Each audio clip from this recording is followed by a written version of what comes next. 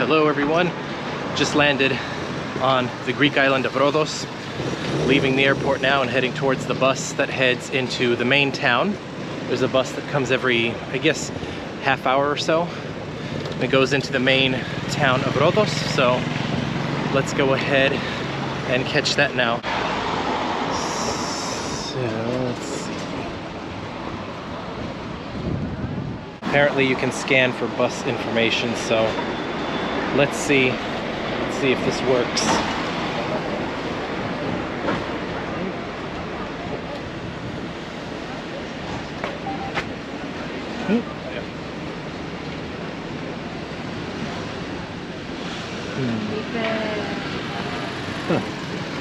Alright. Since it's going to be a little while for the bus, why don't we get some coffee? It is coffee time. That is a very, very important part of the day in Greece, so let's just do that and kill some time. Ευχαριστώ πολύ.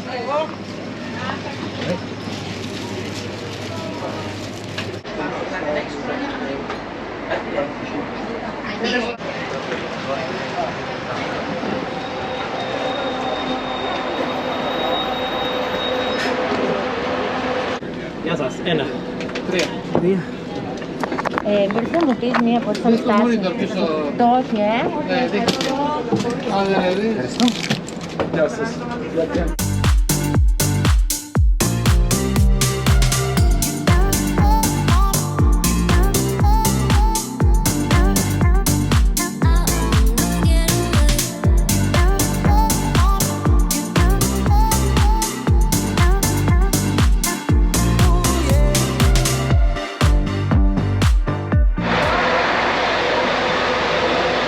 Alright, so just got off the main bus station in the main town of Rhodos, which actually leaves you not too far away from the old town, which is where I'm staying at, inside the medieval walls. So let's find our way there. See, I mean, check that out, you know, medieval walls right behind a gas station and tourist information. It's like 20th and 21st and 13th and 14th century all mixing up together.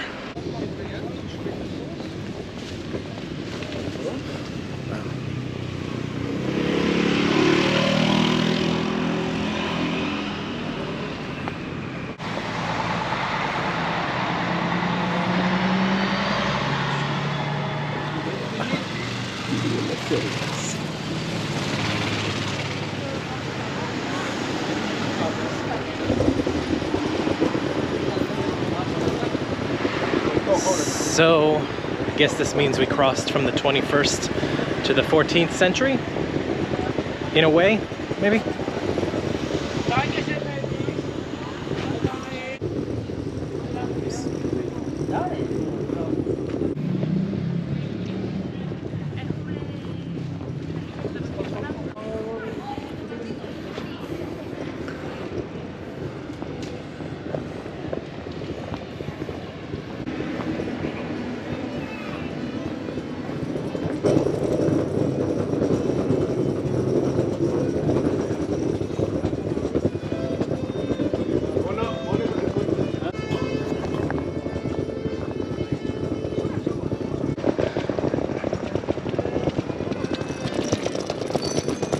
Of course, medieval city, cobblestone streets, so if you're having to drag luggage down here, it might be a little bit of a challenge. Go easy on your luggage.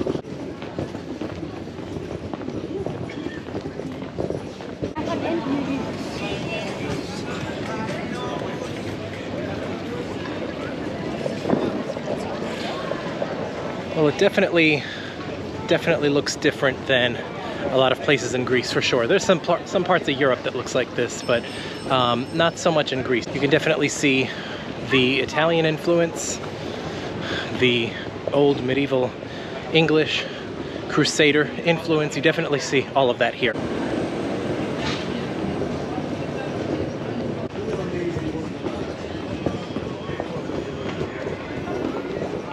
I guess it shouldn't be surprised that the medieval city, because it's the most unique thing about Rhodos, at least, you know, I would say so. You know, it's not surprised there's a lot of A lot of streets like this in the medieval city that are pretty touristy. There's a lot of shops here.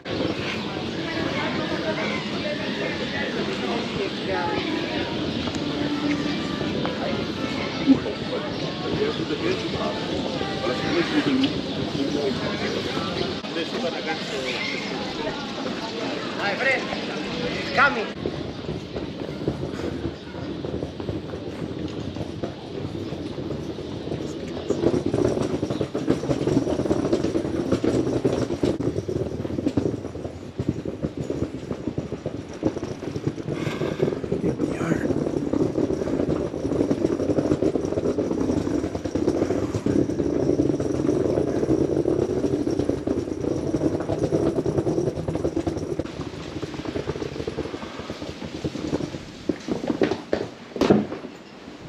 Let's get our first impression of the room here in the middle of the medieval city. So this is what it looks like basically as you walk in.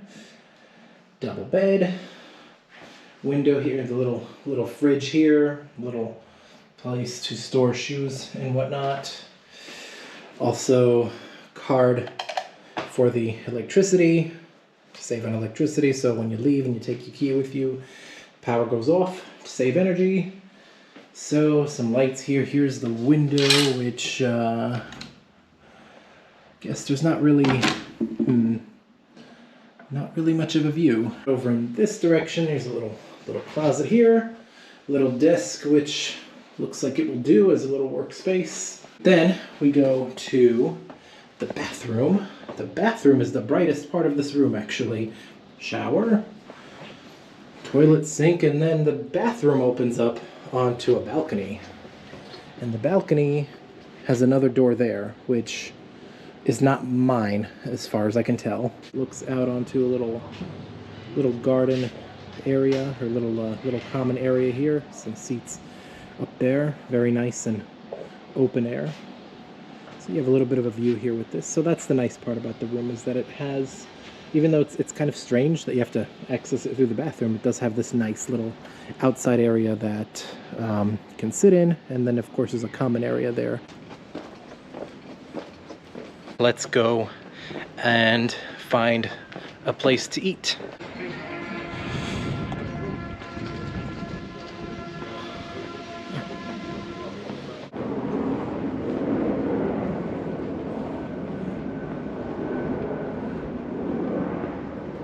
This is just such an unusual kind of place to be walking around with these medieval walls here, and I guess cars can come by here. So you do have to watch out for that, but that's okay, because I think this guy here's got it covered. I think he knows what to do, right? You know what to do. You know these streets. These are your streets. Yassas.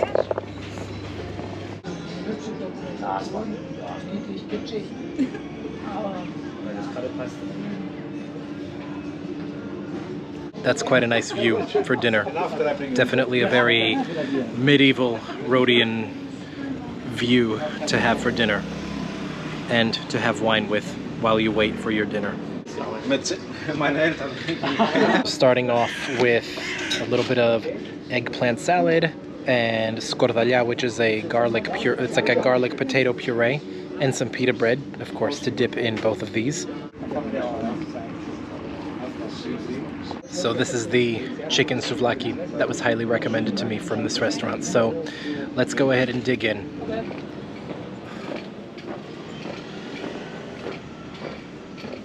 It's a bit of a labyrinth here. You might feel a bit overwhelmed trying to find some place here, but it really is not as big as it seems. I mean, yes, it's might be hard to navigate around because it is a medieval city that was built way before grids and stuff like that, but I mean, it's not that huge. It shouldn't be that hard to find whatever you need to find here. All right, well, let's see the Byzantine fortification wall.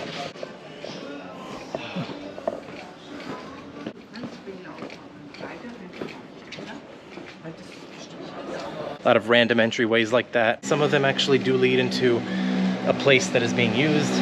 Some of them don't. I'm noticing that some places here are being used. Some places look like they might be abandoned. I mean, most of the places here are being used. I mean, this is a touristy area, so they get a lot of business. They do pretty well with that. Some places look like they might be under renovation, or maybe they're abandoned. I mean, like this here. I mean, clearly the windows are out. So, you know, and down here, looks like it hasn't been used in a while. So maybe it's abandoned, maybe it's not. I mean, right next to it is something that looks like maybe it's being used. And then here's, of course, a little bit more modern building mixed in. And then there's some ruins down here. Here's the Byzantine fortification wall. All right. Okay, so that's the Byzantine fortification wall right here. Because, of course, the medieval city, medieval times, this part of the world was part of the Byzantine Empire, so it makes sense. And then, of course, you see the minaret up there, which reminds us that this place was also part of the Ottoman Empire at one point. A lot of layers of history that are sort of built on top of each other here.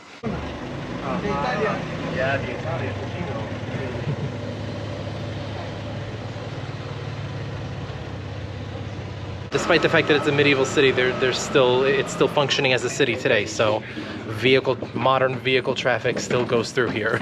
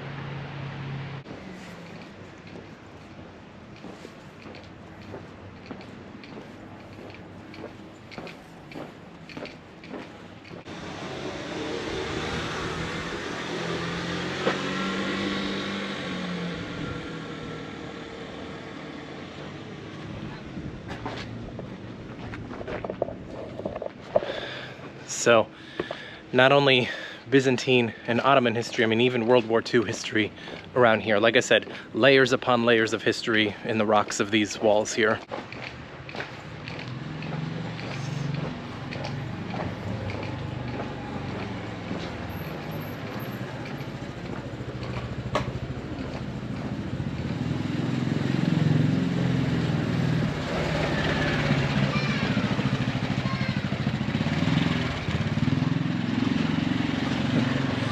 All right, so then once you're in, then you're back into the little, you know, cafe, mini market area inside the medieval city.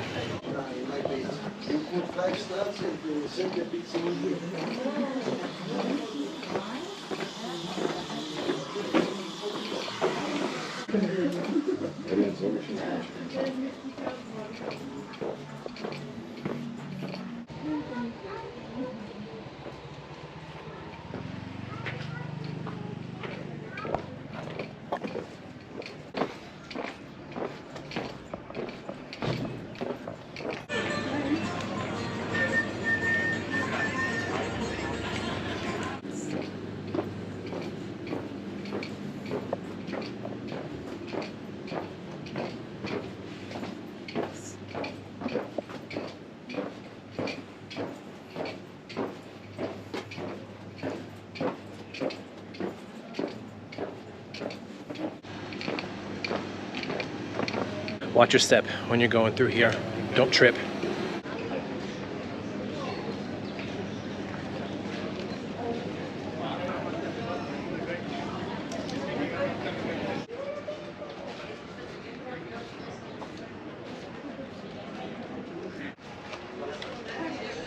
I guess the Suleiman Mosque is closed, but it's still kind of cool to see from the outside.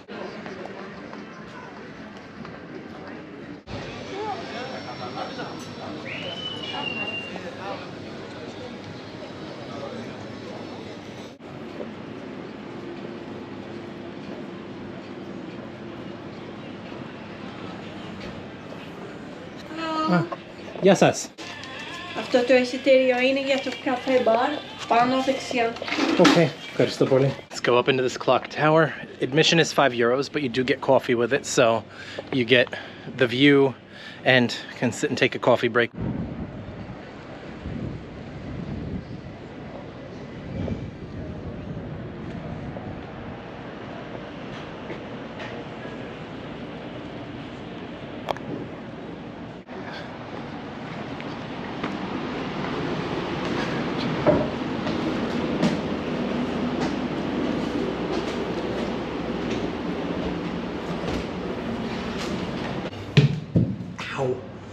You're gonna bump your head here if you're sort of tall. I mean, I'm like not that tall, I'm sort of tall, and I just bumped my head on here, so don't stand up all the way straight when you're coming up here.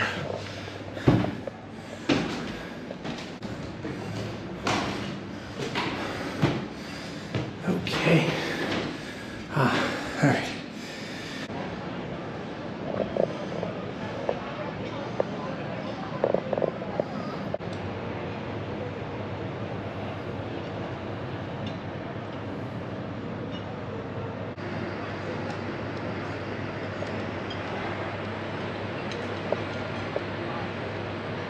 Back downstairs from the clock tower. Definitely worth it. Just watch your head if you're a little bit tall. And let's go have a little coffee and snack break now, since that's included in our admission to this clock tower with the amazing panoramic views of Rhodes.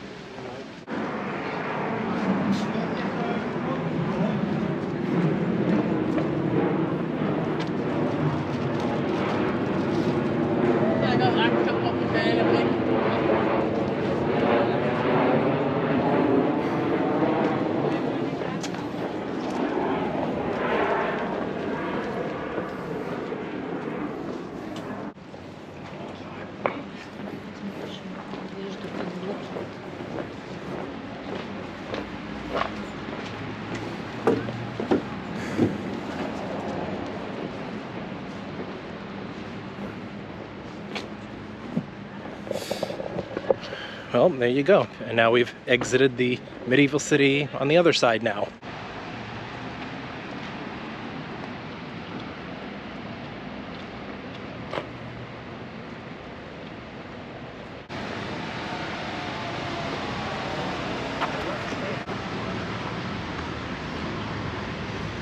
This is the edge of the medieval city, so if you go off just west or north of where I'm at right now, which I'm gonna turn left and go in that direction now, you're basically back out into the, I guess you could say, more contemporary side of Rhodes.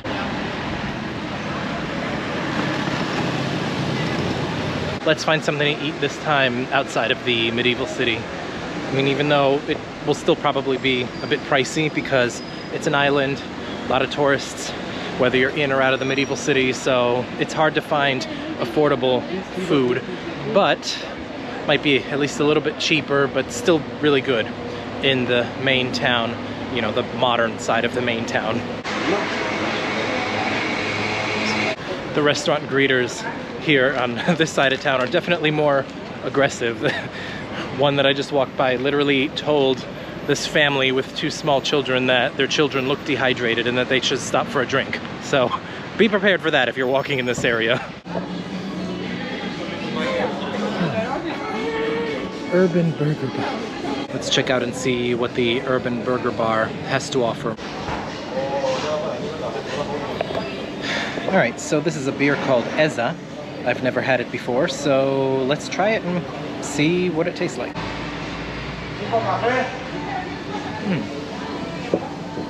Not bad. I was told it was a lager, so you know it's got kind of a mild to medium taste. Let's dig into our burger here. Alright, so this is the Foresta burger. It's got, other than the beef patty itself, it's got bacon, caramelized onion, and truffle mayo. I highly recommend. It's actually even better than I thought it would be, especially with the caramelized onions on there. Very sweet.